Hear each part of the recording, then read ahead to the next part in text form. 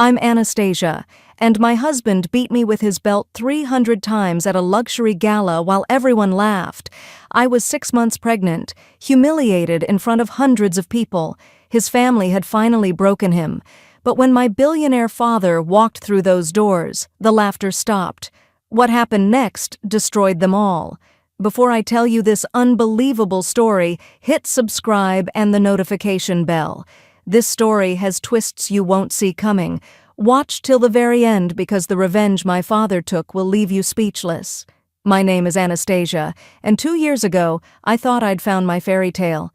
I was 28, working as an art teacher at a small private school, living a simple but happy life. I loved my students. I loved painting in my tiny apartment on weekends, and I honestly never imagined I'd end up in the world I'm about to describe to you.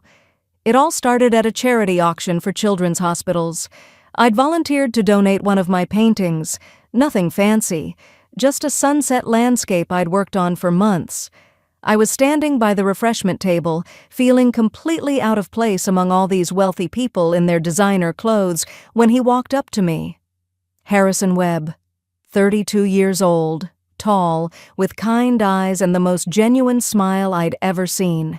He wasn't like the other rich men in that room who looked right through the staff and volunteers. Harrison actually saw me. "Did you paint the sunset piece?" he asked, holding a glass of champagne. "It's beautiful." There's something honest about it. Honest. That word made me fall for him right there. We talked for hours that night. He told me about his real estate company, how he'd built it from the ground up after his father refused to just hand him the family business. He wanted to earn his own way. He asked about my art, about teaching, about my dreams. For the first time in my life, I felt truly seen by someone. The next 6 months were like a dream I never wanted to wake up from. Harrison took me to art galleries. We had picnics in the park. He'd show up at my school with coffee just to see me smile. He wasn't trying to impress me with money. He was trying to know me. When he proposed on a quiet beach at sunset, just the two of us, I cried happy tears and said yes without a single doubt. My father, William Sterling, met Harrison several times before the wedding. Dad had built a tech empire from nothing and become a billionaire through sheer determination and brilliance. He was protective of me, his only daughter, but he seemed to genuinely like Harrison.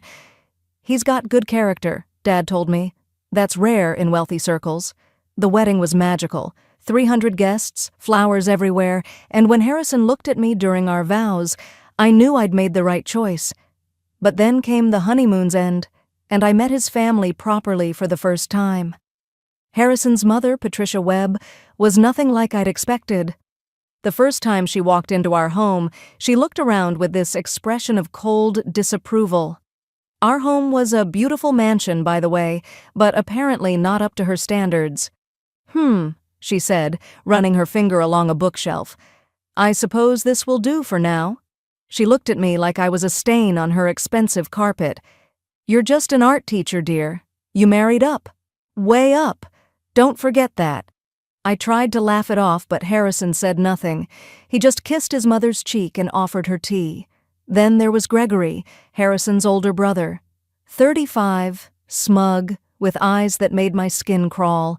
He'd make comments about my clothes, my background, my job. "An art teacher," he'd laugh. "How quaint. I hope you signed a prenup, brother." And Diane, Harrison's younger sister, 29, was perhaps the worst because she pretended to be my friend. She'd hug me, call me sister, then I'd overhear her on the phone. "She's so beneath him." I don't know what Harrison was thinking. Leonard, Harrison's father, barely spoke. He just sat in his chair, nodded at everything Patricia said, and enabled every cruel word that came out of his family's mouths. They lived in the mansion right next to ours. Every single day they'd visit. Every single day the poison would drip. "Harrison, darling, I made your favorite dinner. Bring it home since Anastasia clearly can't cook properly." Patricia would say this right in front of me. Gregory would corner Harrison at family dinners. "Brother, I saw your wife at the mall today." She was talking to some young man. Very friendly. You might want to keep an eye on that. It was my cousin visiting from college, but Harrison's face would tighten, and he'd look at me differently. Diane was the most calculated. She'd plant things. I'd find strange men's business cards in my purse that I'd never seen before. Receipts from expensive restaurants I'd never been to would somehow end up in my coat pocket. Once I found a love letter in my car, supposedly from some secret admirer. It was all her, setting traps, but I couldn't prove it. 3 months into our marriage, I noticed Harrison changing. The man who used to hold my hand during movies now sat at the opposite end of the couch. The man who'd kiss me goodbye every morning now left for work without a word. His family's daily poison was working, seeping into his mind, drop by drop. "Anastasia, my mother says you were rude to their housekeeper," Harrison said one evening, his voice cold. "I've never even met their housekeeper," I replied, confused. "Are you calling my mother a liar?" That was the first time I saw that look in his eyes. Suspicion. Doubt. It broke something inside me. Then I discovered I was pregnant. 6 weeks along, and I was terrified but also hopeful. A baby would fix this. A baby would remind Harrison of the love we'd shared. I was naive, wasn't I? I decided to tell his family first, thinking maybe this would finally make them accept me. I invited them all for dinner, cooked for hours, and announced it with tears of joy in my eyes.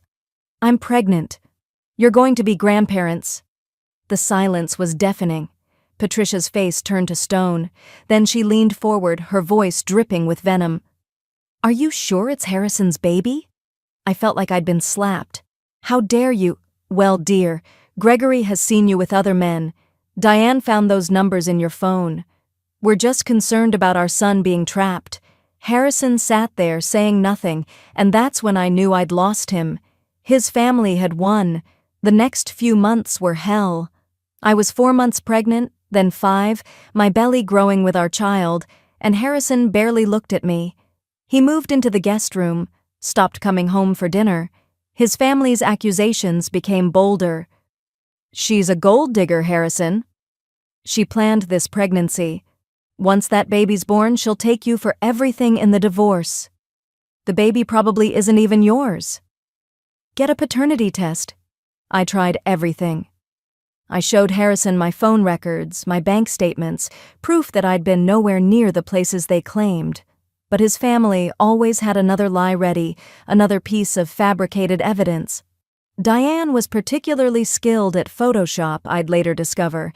One evening, when I was 6 months pregnant, Patricia showed up at our door with her laptop. "Harrison, darling, you need to see this." She showed him pictures of me with another man at a cafe, laughing, looking intimate. It wasn't me. Or rather, it was me, but the images were doctored, manipulated, pieced together from different photos. But Harrison didn't know that. He exploded. For the first time since I'd known him, Harrison grabbed my arm and shook me. "Who is he?" "How long have you been lying to me?" "Harrison, that's not real. Please, look at me." He pushed me. I stumbled backward, my hand instinctively protecting my belly. I hit the wall. Patricia, Gregory, and Diane stood in the doorway, watching with satisfied smiles on their faces. They'd finally broken him completely. My gentle husband was gone. In his place was a stranger who looked at me with hatred. The violence started small. A shove here, a grab there. But it escalated. His family would wind him up with new accusations, and he'd come home angry. I walked on eggshells trying to be perfect, trying to prove my innocence, but nothing worked. The man I loved had become my nightmare, and his family watched it all with pleasure. Then came the annual Webb Family Charity Gala. It was the event of the season. 500 guests, held at the family estate's grand ballroom. Politicians, celebrities, business tycoons, everyone who was anyone would be there. Patricia insisted I attend. "You're a Webb now, whether we like it or not. You'll be there looking presentable. Try not to embarrass us more than you already have." I didn't want to go. I was 6 months pregnant, exhausted, emotionally destroyed, but I had no choice. I wore a red dress, the only formal thing that fit my pregnant belly, and arrived at the estate with Harrison, who didn't speak a single word to me in the car. The ballroom was magnificent.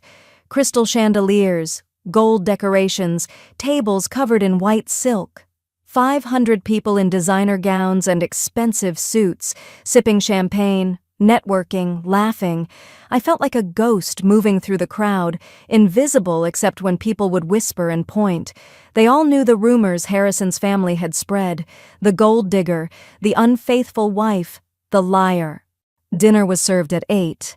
I sat at the family table between Harrison and Diane, picking at my food, trying to disappear. Patricia was holding court at the head of the table, telling some story that had everyone laughing. I caught her looking at me several times with this strange, anticipatory smile. Something was about to happen. I could feel it. Then, right as dessert was being served, Diane suddenly screamed, "My bracelet! My diamond bracelet is gone!" The entire ballroom went quiet. 500 faces turned toward our table.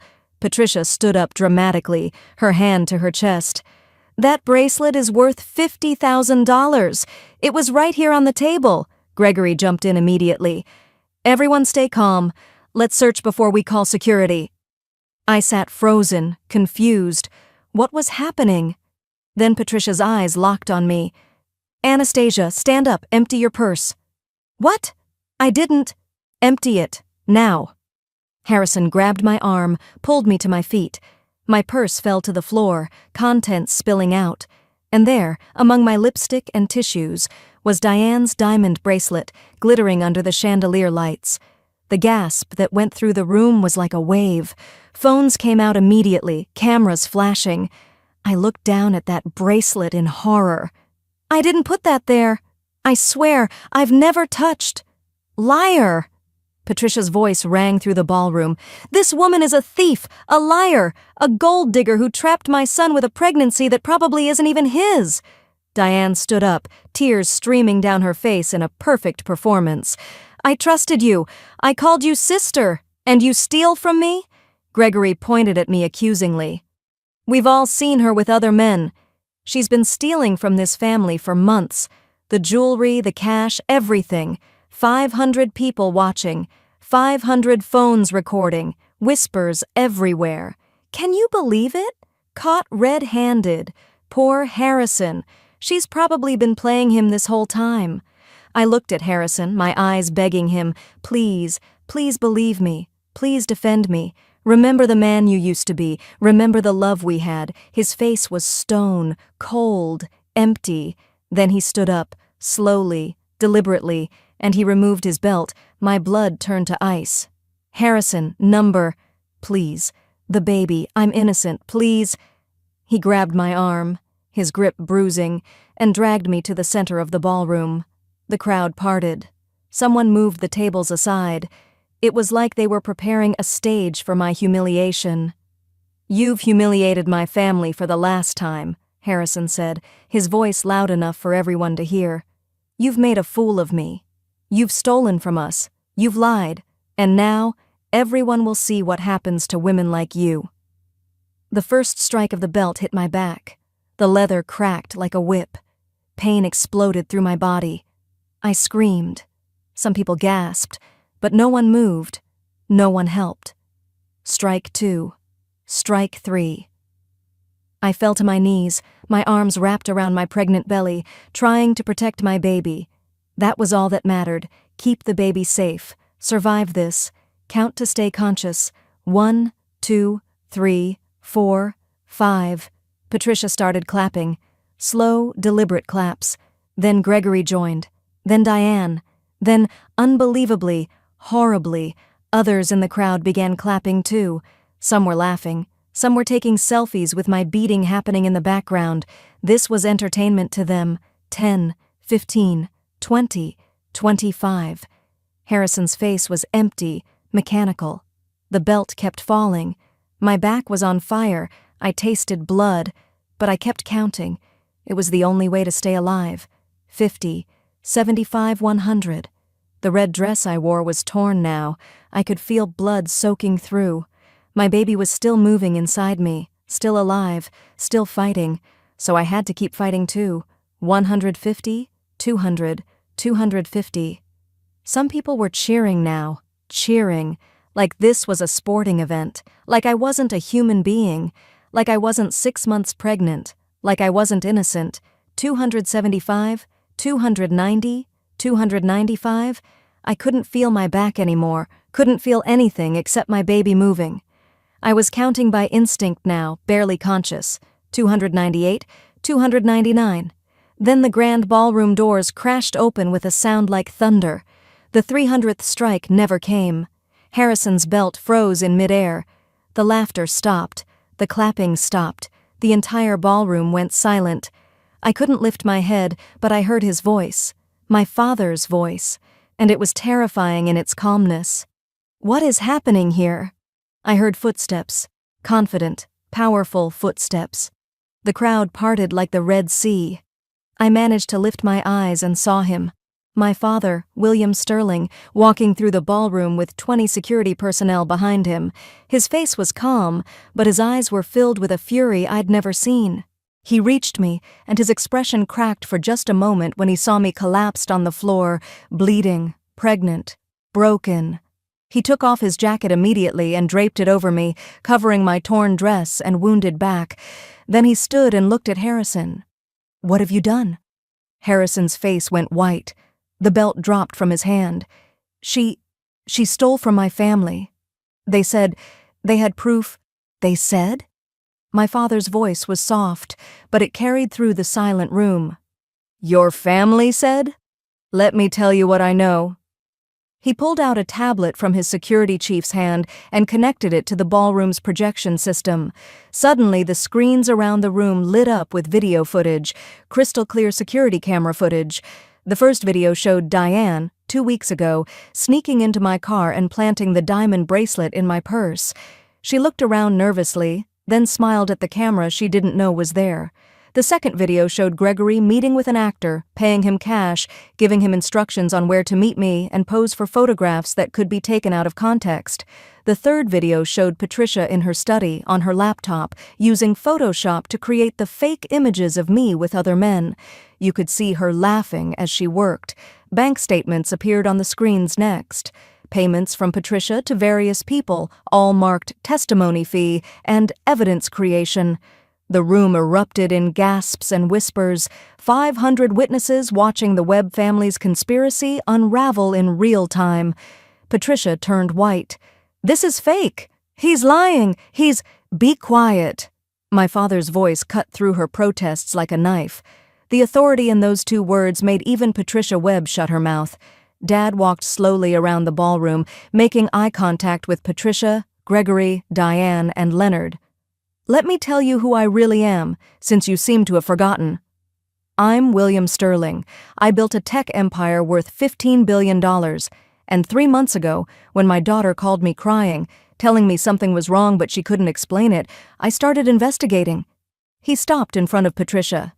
"Patricia Webb, you have $2 million in gambling debts to some very dangerous people.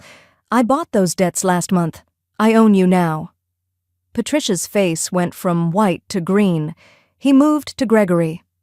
"Gregory Webb, your consulting business is actually a front for insurance fraud and embezzlement. I have evidence of every single transaction. The FBI would be very interested in this information." Gregory started sweating, his smug expression completely gone.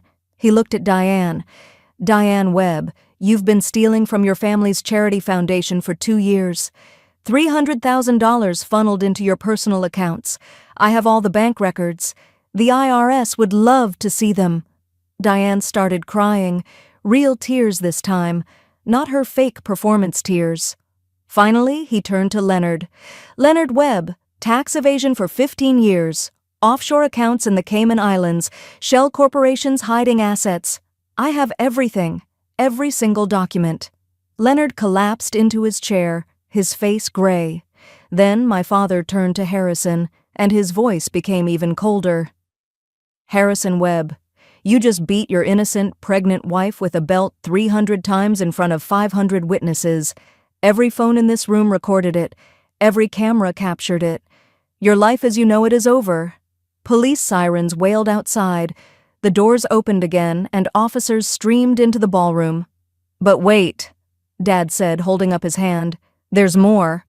Harrison, that real estate company you're so proud of, the one you built yourself, you didn't build it yourself. You took out massive loans, and you've been drowning in debt for a year. I bought all your debt last month. I own your company. As of tonight, you're bankrupt. Harrison's face showed pure shock. This mansion you live in, mortgaged to the ceiling. I bought the mortgage. You're homeless. Your business deals, your contracts, your partnerships, I bought them all out. You have nothing except a criminal record and a viral video that will follow you for the rest of your miserable life. The police moved forward. An officer put handcuffs on Harrison as he stood there in shock. Another officer cuffed Patricia, who was screaming about her rights. Gregory tried to run and was tackled by 2 officers. Diane just collapsed, sobbing. My father knelt beside me, his hand gentle on my head. "I've got you, sweetheart. You're safe now. You're safe." As the Webb family was dragged out of the ballroom in handcuffs, 500 people stood in stunned silence. Every single person who had laughed, who had clapped, who had taken selfies during my beating, now had to face what they'd done. Their faces showed horror, shame, and fear, because they knew that by morning they'd be infamous too. Dad lifted me carefully, so careful not to hurt my wounded back, and carried me out of that ballroom. The last thing I saw was the crowd parting for us, everyone's head bowed, unable to meet my father's eyes. 3 months later, I gave birth to a beautiful, healthy baby girl. I named her Faith because that's what got me through the darkness. Faith that somehow, someday, justice would come. Harrison was sentenced to 20 years in prison for assault, attempted murder of an unborn child, and a dozen other charges. The viral video of him beating me at the gala had been viewed by hundreds of millions of people worldwide. He became the face of domestic violence, the monster in designer clothes. His life was destroyed, exactly as he'd tried to destroy mine. Patricia got 15 years for conspiracy, fraud, and a list of other crimes my father's investigation had uncovered. Gregory got 12 years. Diane got 10. Leonard got 8 years for tax evasion and enabling the abuse. The mighty Webb family lost everything. Their money, their status, their freedom, their reputation. They became a cautionary tale. But that wasn't even the most satisfying part. Remember those 500 guests? The ones who laughed and clapped and took selfies during my beating? Within 24 hours, every single one of them was identified online. Their names, their companies, their faces plastered all over social media. Many lost their jobs, some lost their families, all of them lost their reputations. They'd chosen to be entertained by a pregnant woman's torture, and the world made sure they paid for it. I went through months of physical therapy for my back. The scars are still there, probably always will be, but I also went through therapy for my mind and my heart. Slowly, painfully, I healed. My daughter Faith is 4 years old now. She's smart, funny, kind, everything her father wasn't. I never told her about that night, and I never will until she's old enough to understand. Right now, she just knows that Mommy helps other women who are sad and scared. I started the Faith Foundation for domestic violence survivors, specifically for women who are being abused through family manipulation and in-law torture, because that's what happened to me. Harrison didn't wake up one day and decide to be a monster. His family poisoned him, slowly, deliberately, until the man I loved disappeared completely. I help women recognize those patterns now. I help them escape before it's too late. I wrote a book about my experience. It became a bestseller, not because people wanted to read about my pain, but because so many women saw themselves in my story. The messages I receive every day break my heart and heal it at the same time. You helped me leave. You saved my life. Because of you, I recognized the poison before it killed my marriage. 2 years after that horrible night, I met someone new. A pediatrician named Daniel who treated Faith when she had a fever. He was gentle, patient, kind, and when I finally told him my story, he cried. Not out of pity, but out of anger that anyone had hurt me. We dated slowly, carefully, and he never once pressured me. He loved Faith like she was his own daughter from day one. We got married last year in a small ceremony with just family and close friends. No gala, no society, just love and safety and peace. Harrison sends letters from prison sometimes. I never open them. I throw them away without reading a single word.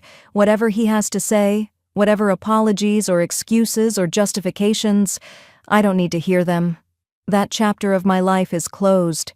Sometimes I still have nightmares. I'm back in that ballroom, the belt is falling, people are laughing, and I'm counting. But then I wake up, and Daniel is there, and Faith is sleeping peacefully in her room, and I remember. I survived. I won. The monsters who hurt me lost everything, and I gained everything that actually matters. That's my story. It's not an easy one to tell, even now, but I share it because silence protects abusers, shame protects abusers, fear protects abusers, and I refuse to protect them anymore. If you're in a situation like I was, please hear me. It's not your fault. You didn't cause this. You can't fix him. You can't love him enough to change him. And if his family is poisoning him against you, you cannot win that battle alone. Document everything. Tell someone you trust. Reach out for help. Make a plan. And when you're ready, when it's safe, leave. You deserve better. You deserve safety. You deserve love that doesn't leave scars. My father once told me after everything was over, revenge isn't about making them suffer. Revenge is about making sure they can never hurt anyone else again. That's what he did for me.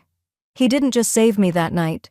He made sure the Webb family could never destroy another woman's life. And now, that's what I do through my foundation. I save women, I protect them, I give them the resources and support to escape, because every woman deserves a father like mine, but not everyone has one. So I'll be that person for them. Thank you for listening to my story. It wasn't easy to share, but if it helps even one person recognize the warning signs, if it gives even one woman the courage to leave, then every painful memory was worth it. If my story resonated with you, please hit that like button and subscribe to this channel.